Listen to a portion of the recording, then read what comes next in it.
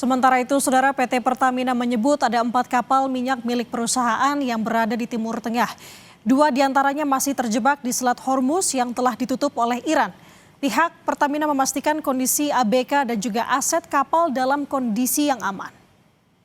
Di Selat Hormuz memang benar ada 2 kapal Pertamina yang masih berada di sana. Sebenarnya ada 4, tapi yang 2 berada di luar Selat Hormuz.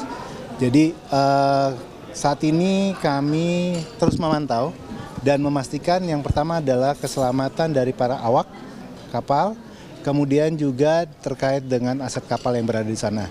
Sampai dengan saat ini kondisi masih aman. Menteri Keuangan Purbaya Yudi Sadewa memastikan kesiapan anggaran di tengah naiknya harga minyak dunia imbas perang Amerika Serikat dan Israel melawan Iran. Iran yang menutup Selat Hormuz membuat harga minyak dunia meroket, Saudara. Purbaya memastikan anggaran untuk impor minyak maupun subsidi masih bisa dikendalikan dan memastikan kesiapan pemerintah dalam mengantisipasi dampak konflik Iran terhadap pasokan dan harga bahan bakar minyak.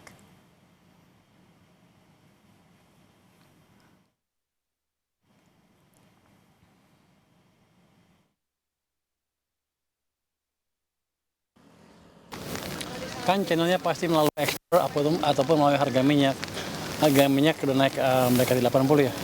Kita udah hitung sampai 92 pun kita masih bisa kendalikan anggarannya, jadi nggak ada masalah. Berarti tidak ada kekhawatiran dari Anda, Pak? Nggak, kita bisa adjust, kita bisa atur. 20 hari itu kalau nggak ada supply sama sekali baru berantakan, tapi biasanya nggak seperti itu. Kita pasti bisa dapat supply tapi harganya lebih tinggi, itu aja. Tapi pasti terkendali gitu ya, Pak? Kita bisa lihat, saya bisa hitung dengan asumsi tadi, kita masih bisa mengendalikan defisit kita, ekonomi kita masih bisa maju, nggak ada masalah.